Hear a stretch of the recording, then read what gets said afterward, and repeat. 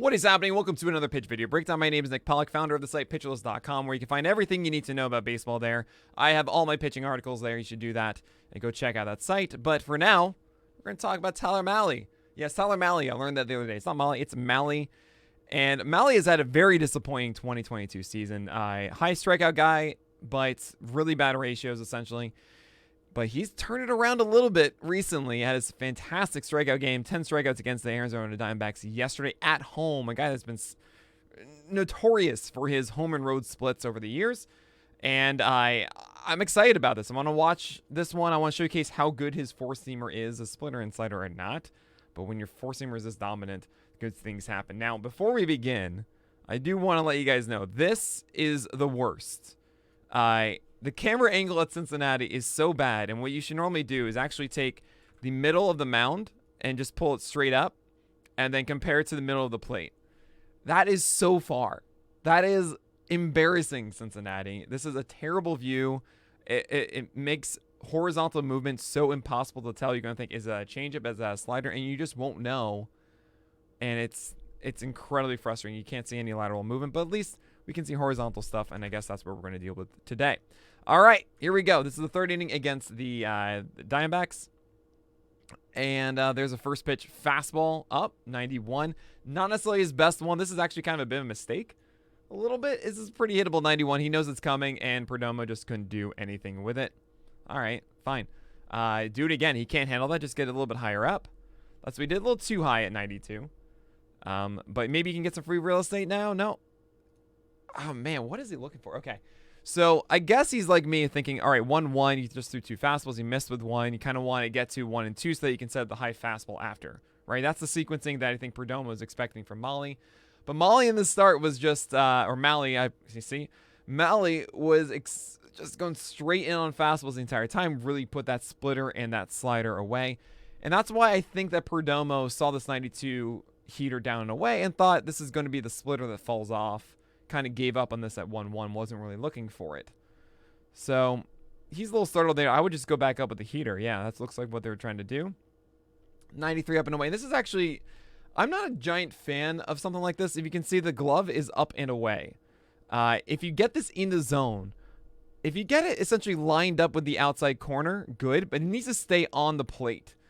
Because if it's away, now you're given two reasons for this batter to not swing.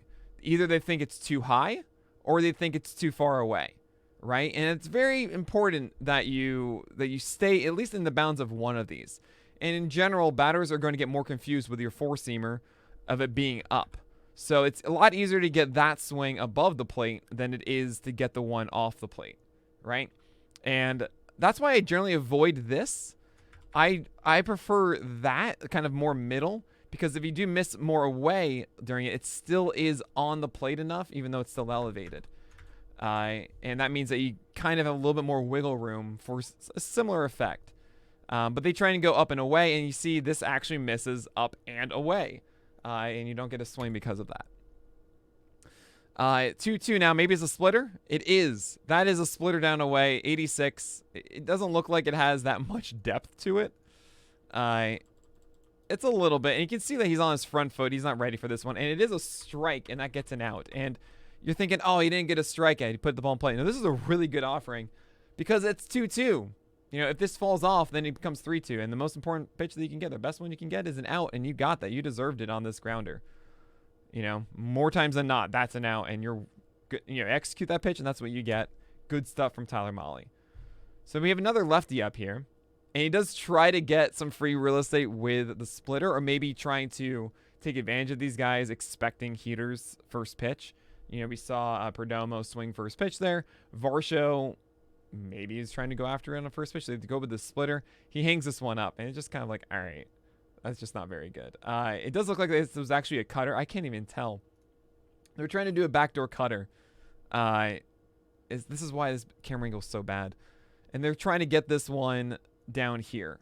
He's trying to backdoor that, and he can't do it because it's not a good pitch for him. It's not his strength. Just throw fastballs. Oh, so that time there was the splitter down and away. Okay, so that's kind of cool.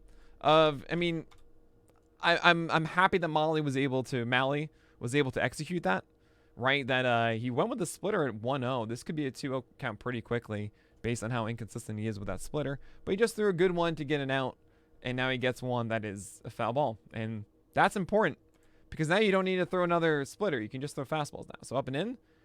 Oh, that's down the middle at 93. And if Varsho's not hitting that one, oh, he's not going to hit the one higher up. So now they're doing the up and away one, and he misses again. This is a little bit higher up, but essentially, I love the fact of Mahle going after Varsho, saying, look, you just showcased you can't hit this thing. I'm going to do it again until you can. And he couldn't. And it's that good of a fastball. Also, it was at 94 as opposed to 91 that we saw earlier on. There is your free real estate of a cutter. Does it look great? No. But it's free real estate. You know, that's 0-0, and you get the strike, and sweet. Now you can pretty much set up your fastball. When Mahle can pitch backwards like that, it's great. All against lefties here. That is a cutter. He tries to do it again. A little bit too low on that time. That's fine. Just throw more fastballs. Just throw fastballs up. Yeah, here you go. Beautiful. That's a really nice one at 93. Especially when you see the cutter down here, you're thinking, okay, fine, I'm waiting for the fastball. He didn't swing at either of those two cutters, so he wants to swing at this. And you give him a pitch that is just close enough for him to commit to that. Now, he fouls it off back, which means you got to go a little bit higher up. And so this looks like it's amazing, right? Because it's right on the edge, and it technically kind of is, but he fouls it right back. Why? Because it's too low. The other one before, he fouled back, and that should be a harder one to hit. This is technically easier if you're looking for a fastball because it's you can be later on the bat travel, right? To hit that inside pitch, you have to get out in front of it.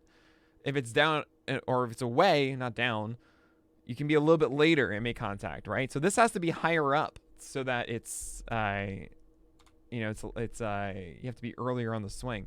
Get it higher up. Oh, really? You got that call? I mean, you rarely get this call. When it comes to like being around the edges, it's rare to get the up and in on the corner call. This is as borderline as you'll find. And maybe it's a good take. Maybe it's not. Say what you want about it. But I mean, I like the fact that he went in and out and really stunned Rojas here. He should be swinging 1 and 2. This is too close to take. So good stuff here from Mahle. I mean, that's what he does, though. He tries to throw slider, cutter, splitter early in counts, especially against lefties. You're going to see that splitter a little bit more. I think the slider is more reserved for righties. The cutter, both sides a little bit. And then try to stay up with his fastball. And that's Tyler Mahle. It hasn't been that successful this year because the fastball's been hit a little bit more. The secondaries have really not gotten much free real estate whatsoever. But this was way better. I mean, maybe it was the Snakes. Maybe it was the Diamondbacks just being the Diamondbacks. Or maybe Tyler Mahle is starting to slightly figure it out. We'll see. But that's how he does it. I hope you enjoyed this video. If you did, make sure to subscribe, hit the bell, all that fun stuff. Help me out a ton. Just give me a like. You know, likes are free. Easy to do. Help me out a lot.